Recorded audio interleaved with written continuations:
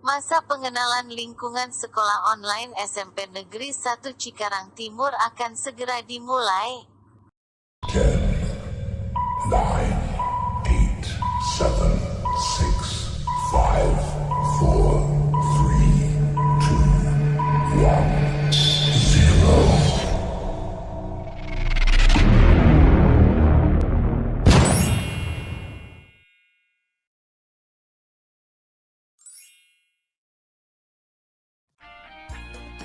Assalamualaikum, salam sejahtera, salam sehat. Saya ucapkan untuk para peserta didik baru di SMPN 1 Cikarang Timur, Kabupaten Bekasi. Selama 1 jam ke depan, kalian akan ditemani oleh saya, Ibu Aam Aminah, dalam MPLS hari pertama, yaitu dengan materi Wawasan Wiyata Mandala.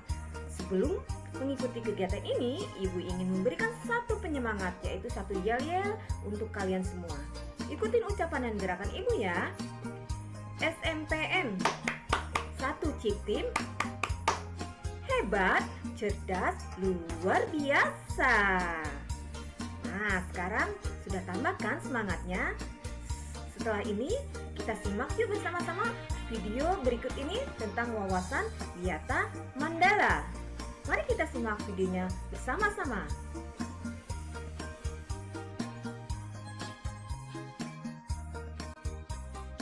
Nah, di hadapan kalian sudah tampak materi wawasan Wiyata Mandala.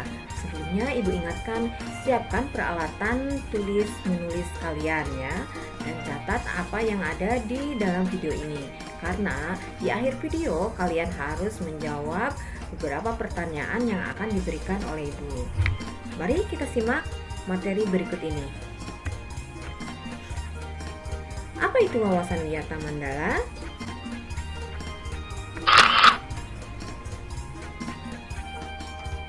Arti wawasan Wiyata Mandala. 1. Wawasan, yaitu suatu pandangan atau sikap yang mendalam terhadap suatu hakikat. Kedua, Wiyata adalah pendidikan. Ketiga, Mandala tempat atau lingkungan. Jadi, arti wawasan Wiyata Mandala itu adalah sikap menghargai dan bertanggung jawab terhadap lingkungan sekolah sebagai tempat menuntut ilmu pengetahuan.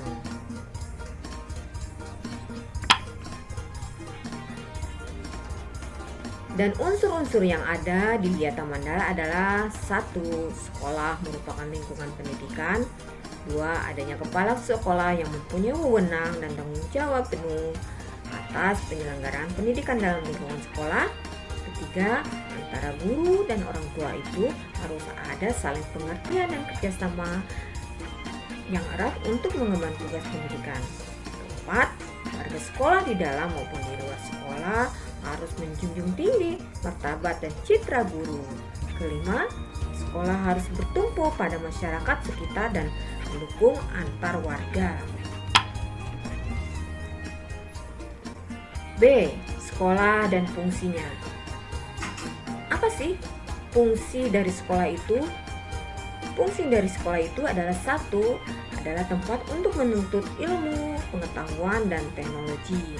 Yang kedua, sebagai pandangan hidup atau kepribadian. Yang ketiga, untuk mendapatkan hubungan antara manusia dengan lingkungan atau manusia dengan lingkungannya. Keempat, bisa berkarya atau mempunyai kemampuan untuk berkarya.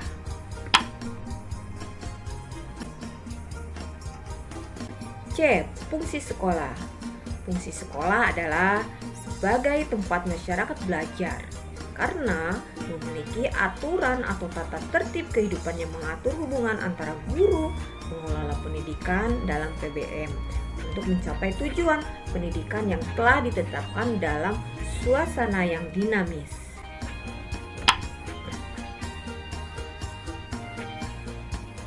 Yang D. Ciri-ciri sekolah sebagai masyarakat belajar, yaitu 1. Adanya guru dan siswa, kemudian timbulnya PBM yang tertib. 2. Tercapainya masyarakat yang sadar mau belajar dan bekerja keras. 3. Terbentuknya manusia Indonesia seutuhnya.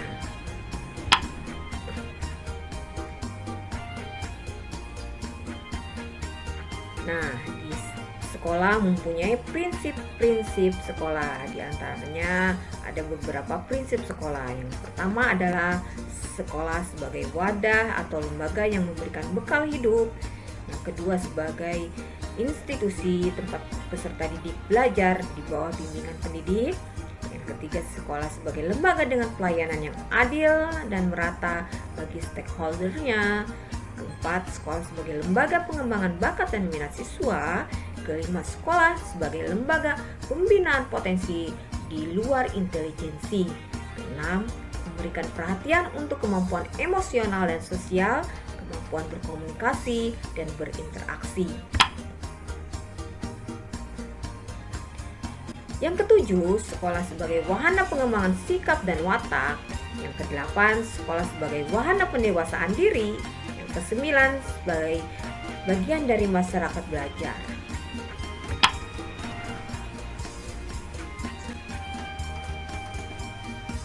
Penggunaan sekolah. Nah, sekolah sebagai suatu lembaga pendidikan yang diperuntukkan sebagai tempat proses kegiatan belajar tidak diperbolehkan dijadikan sebagai tempat 1. Ajang promosi atau penjualan produk-produk perniagaan yang tidak berhubungan dengan pendidikan. Ya, ingat ya, sekolah bukan tempat untuk berjualan. Kemudian, sekolah merupakan lingkungan bebas rokok. Artinya, setiap siswa dilarang membawa rokok ataupun merokok di lingkungan sekolah. Ketiga, penyebaran aliran sesat atau menyebarluaskan aliran agama, ini dilarang juga. Kemudian dilarang mempropagandakan politik atau berkampanye di sekolah. Kelima, dilarang syuting film atau sinetron tanpa seizin pemerintah daerah. Dan yang terakhir, tidak diperbolehkan mengadakan kegiatan-kegiatan yang dapat menimbulkan kerusakan atau perpecahan dan perselisihan sehingga menjadikan suasana sekolah tidak kondusif.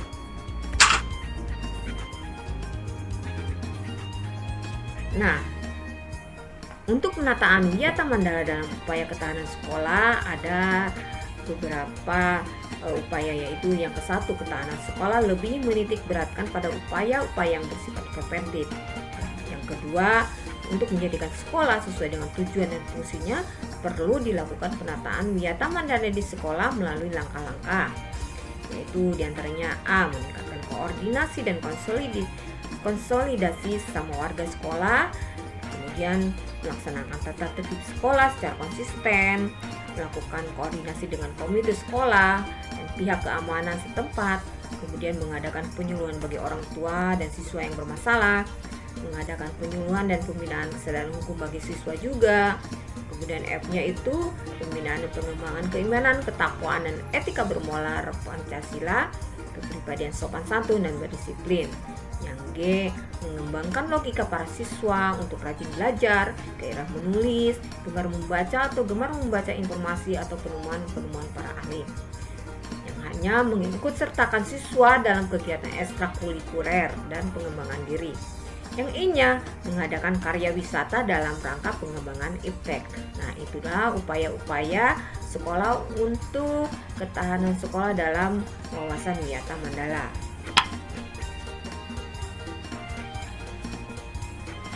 Tugas dan wewenang tanggung jawab sekolah, tanggung jawab kepala sekolah dalam hal pelaksanaan Wiyata Mandala. Nah, dalam hal ini kepala sekolah mempunyai tanggung jawab diantaranya 1. Pelaksanaan program yang telah disusun bersama komite sekolah, kemudian menyelenggarakan musyawarah, kemudian menertibkan lingkungan sekolah baik yang berbentuk perangkat keras dan perangkat lunak.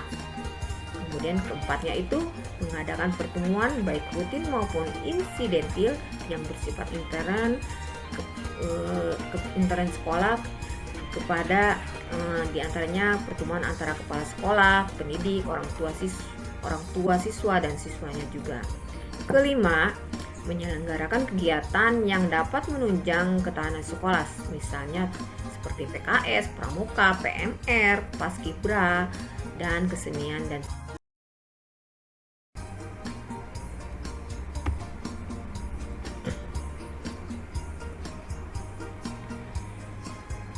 Yang terakhir adalah mekanisme dalam pelaksanaan Wiyata Mandala.